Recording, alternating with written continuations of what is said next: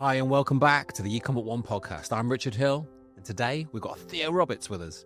Now, Theo's the head of SEO at eCom One, and this is his third time on the pod, and it is perfect timing.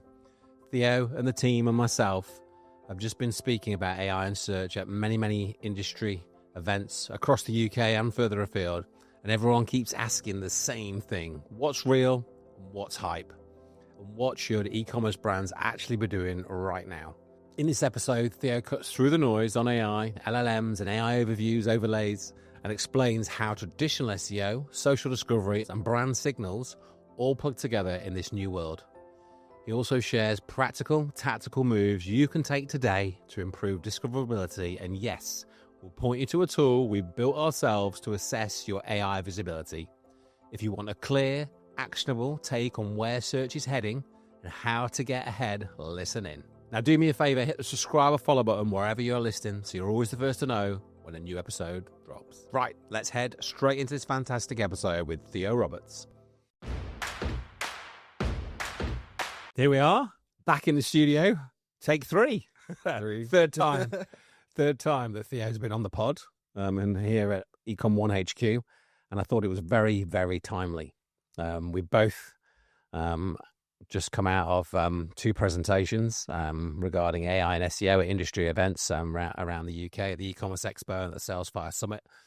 And we're getting a lot of questions around AI and SEO and what's happening and what it means. And, you know, and for us, it's just our day job, and very much your day job. So I thought, let's get you on. Let's put a few things straight with what we're seeing in the agency, what we're seeing and what you're seeing with your team. So excited for this one. Thank you for having me back. Yeah, it's been third podcasting. I've been here for 3 years at eCom One now. Yeah. So yeah, it's a nice time, I guess. Yeah.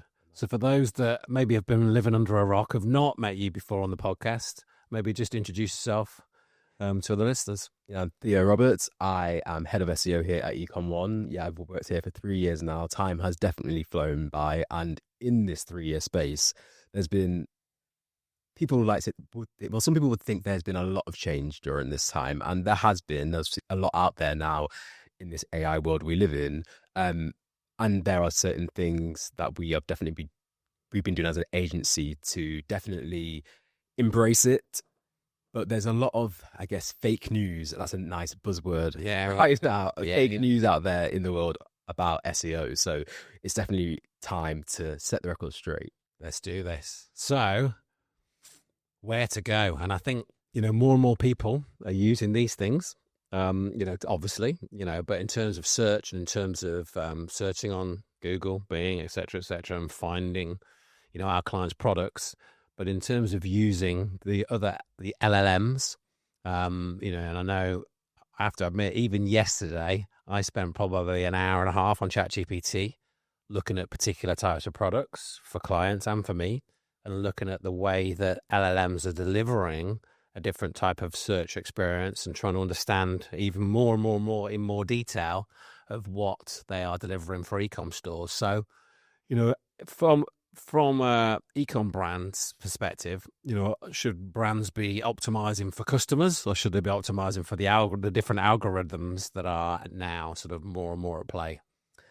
That's an interesting question. I find it interesting because I feel, especially when you're on LinkedIn and you're seeing what other people in SEO are saying about AI and LLMs, there's a clear split and divide. It's either or. And I think, honestly and truly, I think why not both? That's just a phrase that is really true to me in this world of AI and SEO now. Yeah. Why not both? And not just AI. I think a lot of debate when it comes to SEO, that is the answer. Why not both? I think there's a lot you should definitely be optimizing for the human, for the users. They have queries, they have questions, they need solutions. So creating content that answers those queries is so important. But again, there's a way to do it that can definitely capture those LLMs and their attention and have you featuring in them, and as well as the AI reviews. So it's not one or the other, obviously. I think is the reality. You see these very bold statements on LinkedIn that, this is dead again because of this. Oh, here we go. Here's the nonsense again. Here's the, But the reality is, there's been some shifts for sure, some shifts. But, is Google still the king then? Are we still saying Google is the king, but be mindful of some of these other up and comers? I think Google now has, well, I know Google has 89% of the online share. That has gone under 90% for the first time in a long while. However, it is still obviously the dominant force it is. Yeah. But again, you definitely have to pay attention to why that's happened. It's happened because of the rise of these LLMs.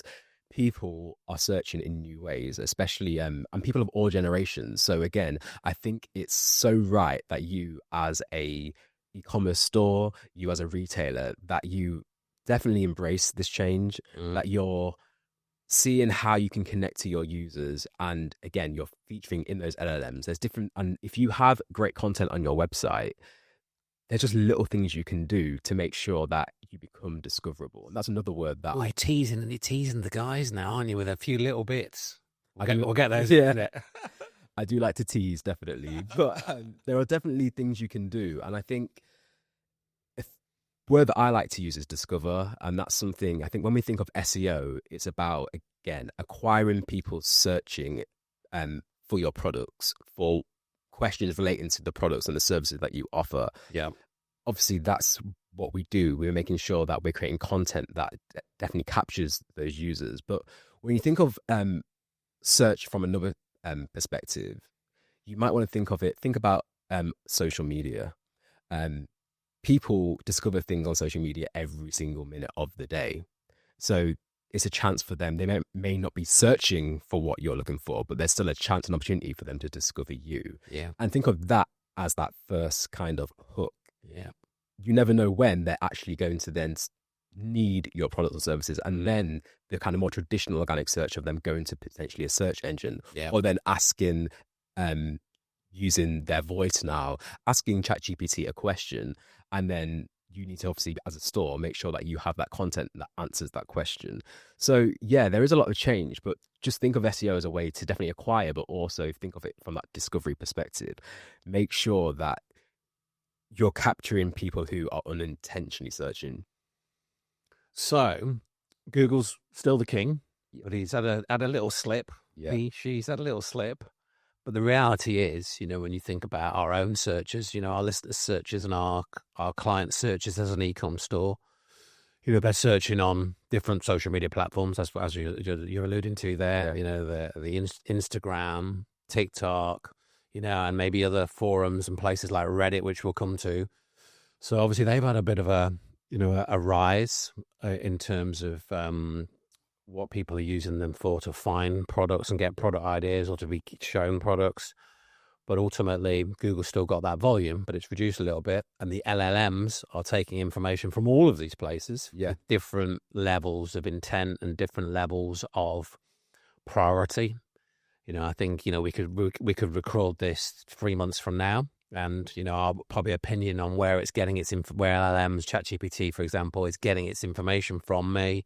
We might slightly, it's getting it more from there now. And, there's been a lot more chatter around Bing more recently, and having Bing Webmaster Tools set up and ensuring that's in flow. And, but still, we've got this array of places that people are searching. So that's been changing for quite a few years, hasn't it? Where more and more people are, 4, 5, 6, 7, 8 searches on all 5 or 6 different platforms. So making sure we've potentially got, we've got a presence in those platforms, and then LLMs are then using these different places to preference. So I think it's becoming a bit of a jungle. I think it is the reality. We've got videos, we've got carousels, we've got local, with eCom stores. Different types of searches will show more video, pull different things from different social media platforms. Is ranking number 1 still the aim of the game? For sure. 100%. I think when we look at the SERP, there's so many more features now. Let's forget about that AI overview for a second. Yeah. That aside, there are still so many different new features on that page. There's now the enhanced organic products. You now see the, I think a month ago, actually 2 months ago almost, Instagram posts are now feeding into the SERP as well. So Google is always evolving. And again, there's AI mode as a whole different tab within Google. So there's so much real estate on that search engine results page that you need to be capturing. So of course you want to be number one. Of course you want to be featuring in those sponsored ads. Of course you want to be featured in the people also ask. You want to also be featured in the AI overview and those videos. Because again, you don't know which which feature users are going to interact with on that page. So having that real estate and being in various locations on that page is paramount. So e-commerce specifically and AI overviews, I like to go, AI overviews, AI overlays. I'll get told off for that. But AI overviews, obviously quite a to-do a few months ago when that launched, or a fair while ago now, probably 12 months ago now. Obviously they appeared, and a lot of sites saw a reduction in click-through, but I think the upside was, the people that did then go to the site were informed, and the purchases were a lot higher. So it worked out in the end, sort of thing, is the general consensus. But for the people that are listening now and they're thinking, they're flipping AI overviews, and obviously we have certain ways and means of getting in the AI overviews as a company, as a team for our clients. What advice would you give to clients that they're doing really good with content, and they're ranking pretty well, but they're maybe not getting in the AI overviews, AI overlays with their content? What's some things that our listeners can do to just maybe really improve the content that they're doing, and what sort of things are maybe ranking really well in the AI overviews? I want to first answer this question by saying to e-commerce owners, retailers, think of, again, SEO has always been about keywords traditionally. So when you think of those keywords that bring that major acquisition to your site, to those category pages that drive that revenue. So if I'm selling outdoor gear and I'm searching, let's say, LED flashlights, I'm really not likely to see an AI overview on that page. However, if I'm a user at the top of the funnel and I'm searching, where can I find the best LED flashlight? And they don't know the store to go to. So it's more general about the earlier stage of that journey. That content that you create to acquire that user is so important now. So again, you need to approach it from that perspective. You're at this point, at this stage, the keyword to your more traditional category pages, yes, ensuring that those are optimized as well as possible and as best as possible. That's what we do, and that's how we get those top results organically. But then it's all about that supporting content. So if you had a supporting piece of content for that category page, such as best LED flashlights, again, what is the title? How can you adapt that to make sure that you're going to acquire those people searching that question? Well, it's about the title.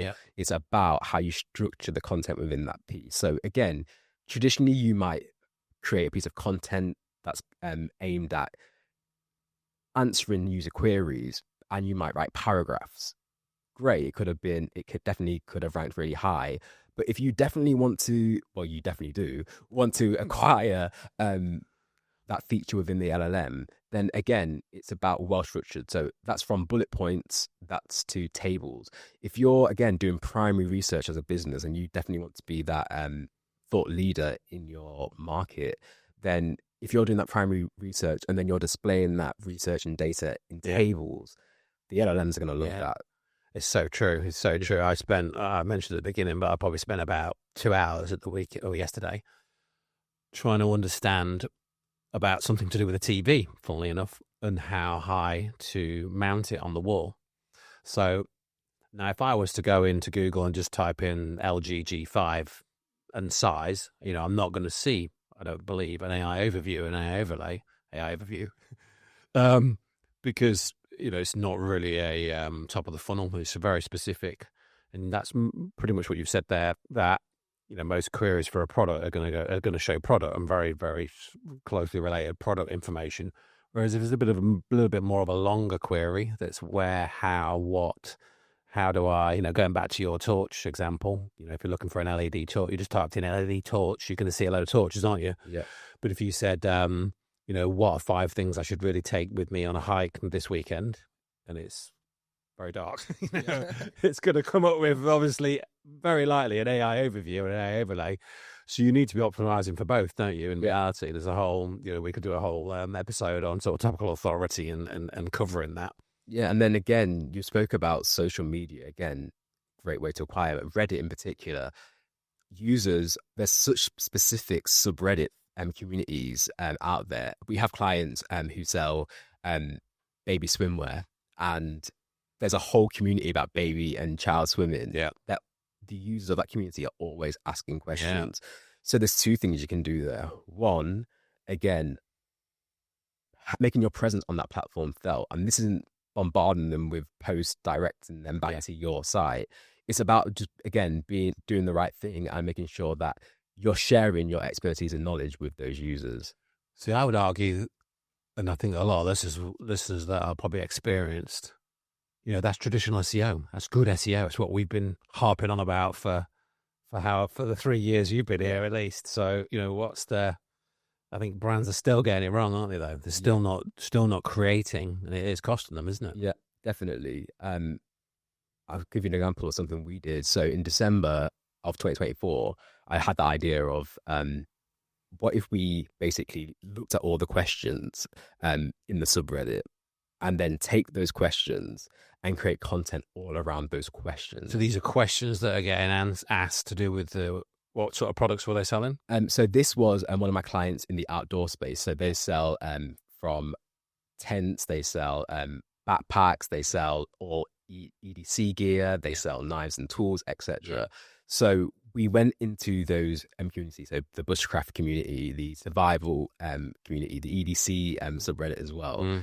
We acquired around 50 questions that were being asked in those 3 subreddits. We answered those questions, and then it was very interesting because what we did... So you answered them on the client's site as opposed to in the subreddits? Yeah, so we, at this stage, this is the other side of it, we answered those questions on the client's site as content pieces. We made sure that all the subheadings, the H2s within that content was all...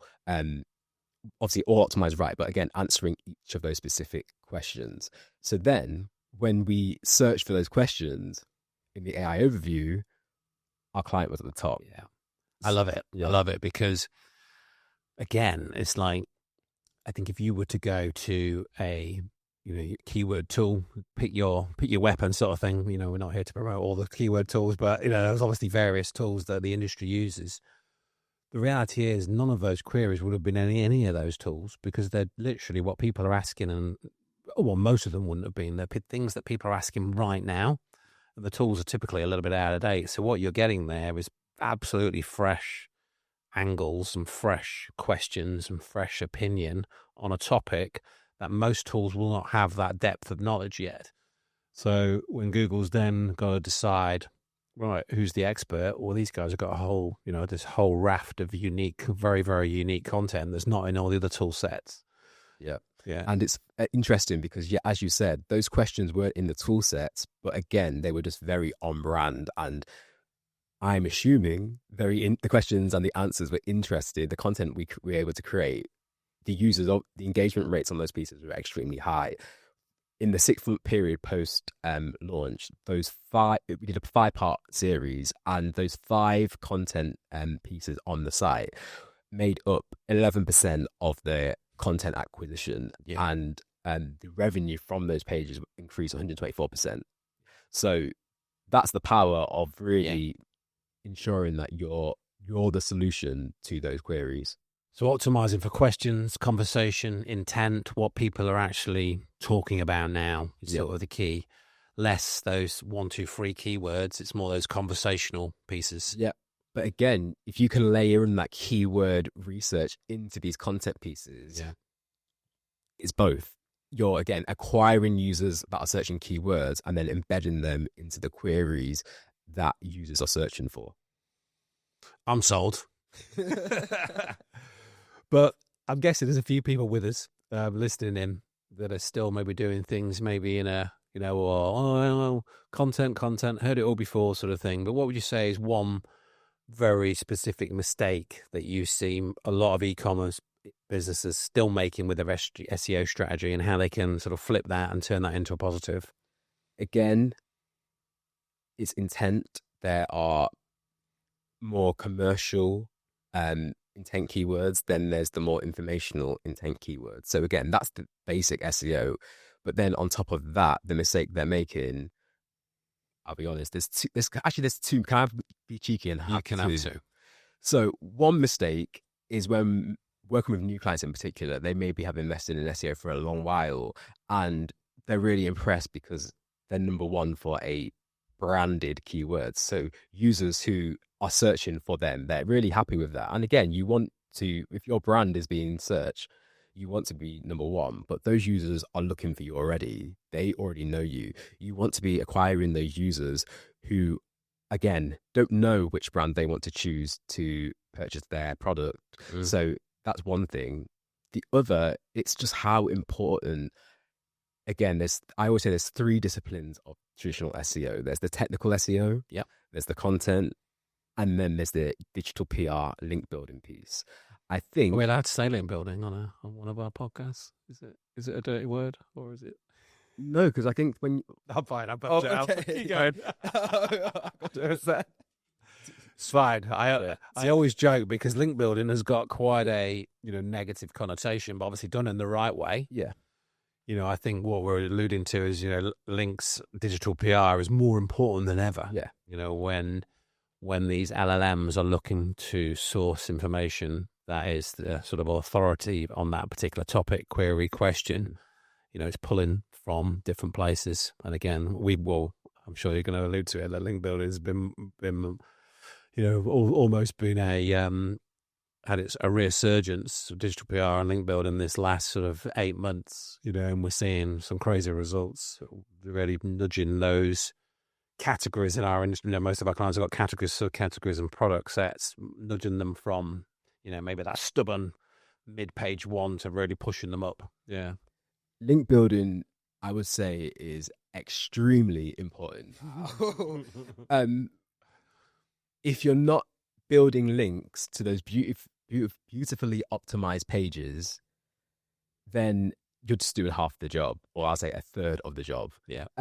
You need to, so once that page is technically optimized, so it's fast loading, everything is displaying as it should, so technically sound, your site health is great. Yeah. Once that content has been created and added to the site, again, that's the next third.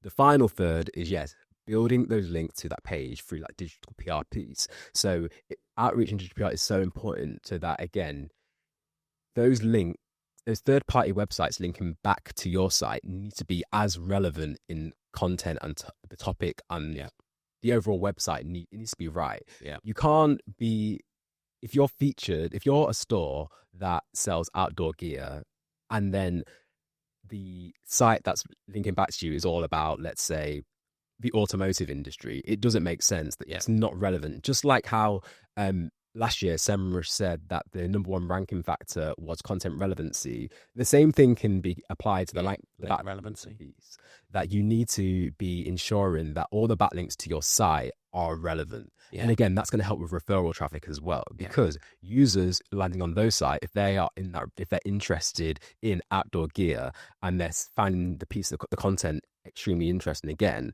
and they are in need of that certain product that third-party site is discussing. And again, you want your brand mentioned in these pieces as well, so that Google is seeing your brand as the authority. Again, your referral traffic is going to potentially see that rise and that increase because it's all relevant. Yeah.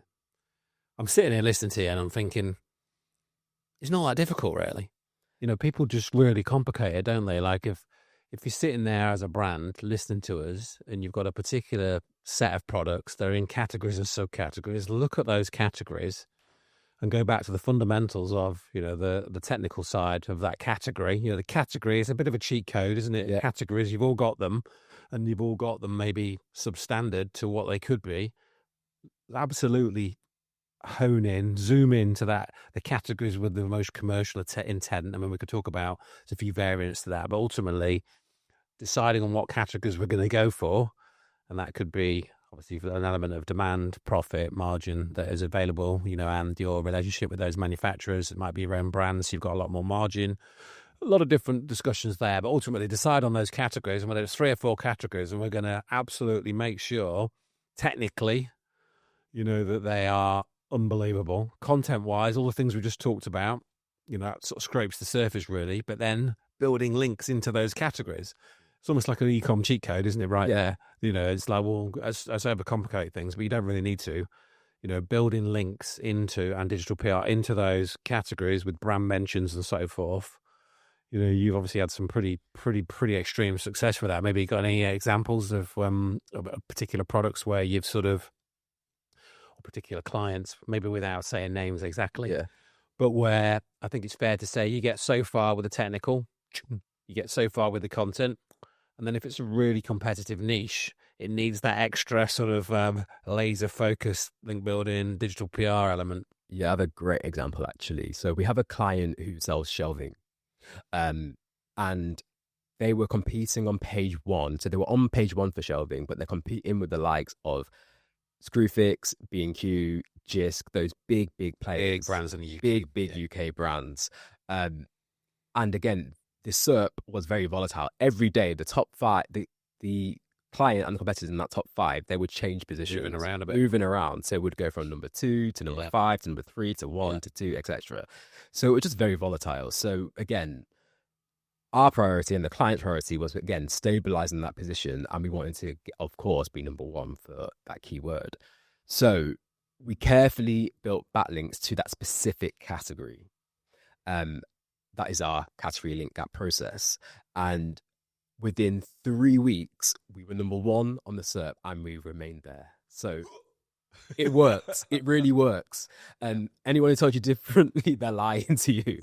Because again, the proof is in the pudding. We're getting these results. And again, from an SEO perspective, traditionally, people would say, oh yeah, you've got to wait 3-4 months till you see the real results. But this kind of tells you a lot different. Yeah. Interesting.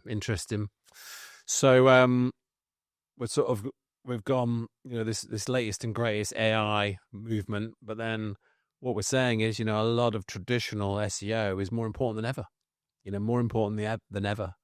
But of course, there are some connotations and different LLMs are drawing on different information and relying on different information. And as we record this, no doubt by the time we put this out, and in a month from now and 2 months from now, there'll be different sort of schools of thought. And, Reddit, as we both spoke about probably 2 months ago at our talks that we did, was a big focus. And then there's rumors, and we're seeing that maybe just nudging down a smidge, but still very much, a great source of information for the LLMs, but also a great source of information for SEOs and eCom stores to get ideas from of what is really happening. Now, you might be looking for an SEO boost, a down-to-earth digital PR campaign to share your story, or maybe just some straightforward technical help to amp up your performance. Now that's where eCom Now comes in. A partner that's all about making things easier for your online store. Our services cover everything from creating professional content for your e-commerce categories to refining your product descriptions. Now, whether you're just starting out or have been in it for a while, we're here to deliver real, impactful results that add to your bottom line without unnecessary commitments. You can order one-off or multiple projects with a quick turnaround. Simply choose what you need. So it's been a very big week in e-commerce and in AI and in the world of Shopify. If you don't know, we got awarded the Shopify Plus Partner tick a couple of weeks back, which is incredible for the agency. But it's quite timely in terms of the sort of announcement that they made, Shopify and ChatGPT, this sort of integration. They've had a page live for quite some time where you can go and register your interest for when there is an integration there. But very exciting, where it's only a matter of maybe days, months, weeks. We're not quite sure where you'll be able to grab this thing, or obviously on your desktop as well. Go to ChatGPT, find me that camping torch, and then buy it. Now, in terms of our industry, when that happens, opportunity is the word. I think opportunity for our clients, for the first movers, So having that visibility in AI, we're sort of saying, well, it's traditional SEO and there's a few things, but that's coming at such a speed where you are going to have to rank, be visible in the LLMs. And obviously a lot of the traditional stuff we're saying it is obviously going to help, but it's obviously making sure that you are visible in the LLMs. So those that are listening now that are thinking, how do I check? What do I do to find out how visible I am in the LLM? So when people are searching, and very soon when the day comes that you can actually buy from ChatGPT, Claude, and Perplexity, and so forth, how do our listeners sort of assess their AI visibility? There's loads of tools out there now that are evolving as well, and they're embedding this AI visibility piece into their software. So Ahrefs, for example, released Brand Radar. So that was a great tool, and it was so interesting using that tool to look into our clients and seeing we've been doing a great job because they're featuring already one of our clients 2,000 mentions within ChatGPT with an additional 460 AI overviews. So you might think, oh wow, they've done that really fast. But again, what we're saying, it's based on that foundation, what we've been doing for the last 2-3 years, where you're, again, taking those questions, again, answering them. It's all about that semantic question piece that we were told a couple of years ago was so important. And I just really fear that lots of people out there just ignored it. Again, if you embraced it, you're already set a solid foundation, and you'll probably find that you're winning in terms of this AI visibility piece. So again, using this tool to look at where you're at, looking at where your competitors are, what AI overviews are your competitors featured in, that you're not, and then being able to again adapt and enhance your content strategy to be able to then capture the audience who again are searching for these queries. I love it. I think it's quite timely because we've just launched our AI visibility tool.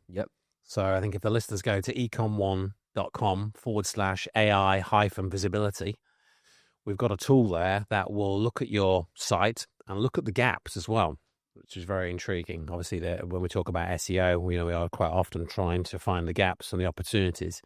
So it will show how you score in AI, but it also show the gaps. So that's giving you the sort of cheat code on what needs to be created to fill in the gaps. So ecom1.com/AI-visibility. Yeah. And again, this is just so exciting because it's, again, plugging the gap is so important. And I think, again, it's just lays down that foundation for you if you're just starting this journey of AI visibility and being featured in these LLMs. It's just going to help we're doing so much more for our clients right now because, again, you have to. The movie Everywhere, Everything Everywhere All at Once, and everything, I can't remember. It's a title. It won an Oscar. It won an Oscar. We get it. You get it. But that's what I feel. You've got to be everywhere. You've got to be everywhere. You've got to be optimizing for traditional search engines. You've got to be optimizing for the LLMs and AI. You've got to have that visibility within these communities and forums, as well as the organic social piece as well. Again, search is more important now than ever, in my opinion. And I think a lot of people listening will realize the importance of organic search and how, again, it's evolving. And it's exciting because, again, it's, as you mentioned earlier, it's opportunity. More opportunity means, again, more work, but it just means that we're going to be able to reach a greater amount of people. That SEO acronym, search everywhere optimization, has sort of been banded around, and it's so true, isn't it? Though, it doesn't matter. It doesn't matter where people are searching, really. If you've got the mindset as a business owner, marketer, agency, if you are going to be testing, trying, whatever LLM platform, social media comes out, how can we appear on that platform? Search everywhere, whether, you're going to be looking at socials, you're going to be looking at LLMs, you're going to be looking at Google, you're going to be looking at Bing, you're going to be looking at YouTube, as a potential customer of your things. How are we going to get a placement for different types of searches, queries in those platforms? Those platforms change in terms of their maybe priority for different industries, but ultimately it's search everywhere, where, I was looking at my TV example earlier, explaining it earlier, I'm on YouTube, I'm on Google, I'm on ChatGPT. And then I was questioning the reliability of the information on ChatGPT, to be honest, because I know it's getting a lot better, but still, I don't take it as gospel, some of the things. So then I'm straight onto manufacturers' websites. Then that's making me think, something that we've been preaching for many years, as a eCom store, if you can get listed on a manufacturer website, which is not that easy anymore, but still, if you are, a trusted retailer distributor in the UK or anywhere in the world, really, of a big manufacturer, if you can get on the where to buy in terms of an authority backlink, an authority piece, that's a huge bit. But that search everywhere optimization, it's literally like one of the biggest opportunities for an e-com store right now is to embrace this change, because I think a lot of people are it's like panic in the streets. Oh, all this nonsense on LinkedIn SEO is dead because you don't need to know about anything about Google anymore. You just need to do this, this, and this in ChatGPT. It's like, come on, let's not be silly. Yeah, I think as well, it's so important because it's going to help you future-proof your business. I mentioned this in my talk a couple of months ago that. Okay, there's two facts I want to give you. So one, it's that 64% of millennials use TikTok as a search engine. So again, I think people assume there that young people, of course, they're on TikTok. They assume it's a platform for young people. What's also true is that there are in the UK, over 7 million women over the age of 50 who currently aren't being served ads. So that is a missed opportunity. And I think that's the reason for that is because when I speak to maybe clients or potential clients about TikTok sometimes, and they kind of say, "Oh no, that's not a platform for us," it's not our target market. Our target audience aren't there. I think it's an assumption, a big assumption, because that second stat I gave you paints a completely different picture. Yeah. Also, I think they would say, Facebook's where our demographic are, which again is true right now. But 20, 25 years from now, when those millennials are now slightly older, you're expecting them, or I guess you're assuming they're all going to migrate over to Facebook and they're going to abandon TikTok. But let's really think about it. Fired from years. That's a lifetime. Yeah. They'll be in there. They'll have a new platform in their glasses. They'll be blinking away and they'll just be changing things. That's one. So that's the future. So we don't know what the future, again, that search is going to expand when new platforms emerge. But right now, TikTok is a growing platform. Yeah. And we know it is being used. There's a whole TikTok shop. There's people searching for products. There are ads being sold. There are people not being served ads. So again, it's just a great opportunity for clients to, again, protect themselves, future-proof themselves, and then acquire more users. So I definitely think really having that presence, that omnipresence, is so important. Yeah. I think you've got to try these things. I mean, I think there's a lot of brands that are still maybe a bit scared, and we've got brands that, do £1 million on TikTok lives, no problem. We've got other people that haven't got a TikTok account, and we obviously there's a whole array of different businesses at different stages. But if a brand isn't creating any TikToks, shorts, video rich category content, are they pretty invisible then on those platforms, are we saying? Yeah. So if you don't have a TikTok account and you're not creating content, or you're not doing TikTok ads or that piece there, it's obviously important for the platform, but as we know, it's also important now for the search engine results page, because those videos are going to then feature. I think one example that I know where TikTok and Facebook videos and YouTube videos appear, all those, again, when I talk about those videos there, I've just mentioned TikTok, I've mentioned Instagram, I've mentioned YouTube. So 3 different video platforms appearing potentially on that search engine results page. It's not just one video opportunity now. You've got to make sure each are formatted correctly, and that, again, you're providing that for potential users. It's interesting, as you're saying that, I'm thinking about our agency, and the biggest growth we have in our business is there's a few things going on, but that interest in the creative side of paid media. It's the ability to run paid ads is getting easier and easier because there's a lot more AI in the tools, and that's great. But what that does, it means that everyone's got this same technology.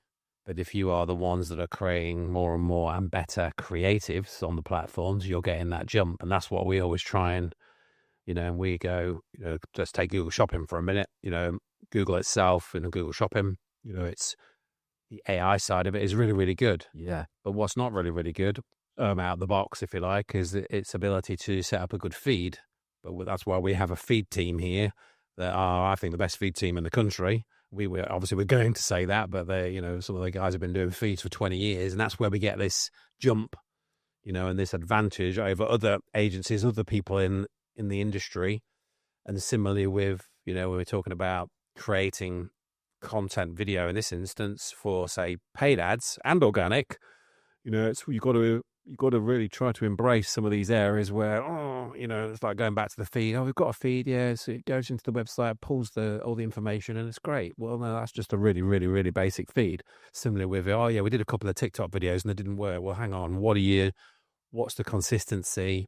What are you doing? We're literally hiring in that area, literally nearly every other week at the moment on the sort of the creative, the meta, the TikTok side. We're off doing shoots and shooting stuff that, a year ago just wasn't part of our business, but it's feeding into those platforms to increase visibility and search on those platforms. But then that is feeding Google, for example, with, the likes of short form video as well. Yeah, I think video is really important right now. And think of it this way as well. You've got people searching on YouTube for their query as well, because they know they want a video for it.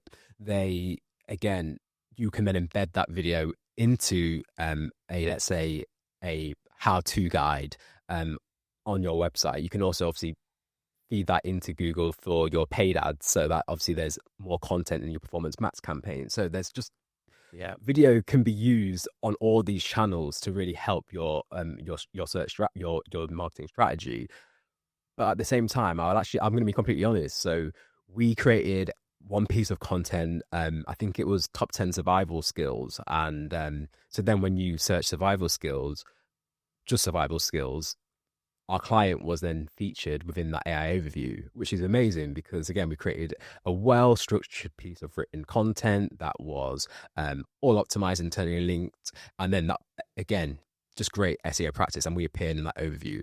But honestly, we lost that after a few months because Google started serving in that AI overview for survival skills. Google was sourcing video content instead of what it was a few months ago, which was the written content. So that actually, again, it was a bit disappointing, but then it allows us to establish next steps. So what do we need to do? Well, again, if Google is now for some of these queries wanting video content, then that's part of our strategy. Yeah. If there's a top 10 survival skills videos where we're demonstrating what these skills are, again, a great piece of content is answering that query. We can then use it within the written content to enhance that further. And that is going to really help capture audiences and increase our AI visibility. Yeah.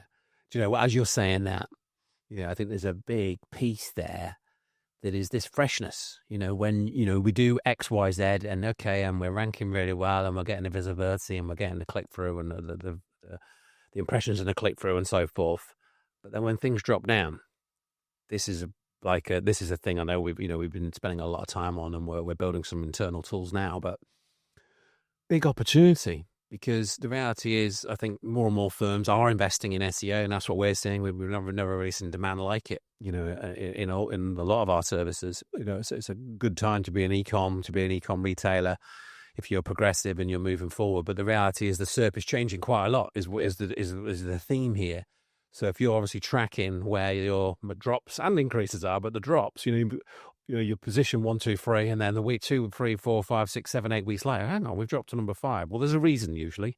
Someone's come along, created something, or it's pulling on different resources from elsewhere.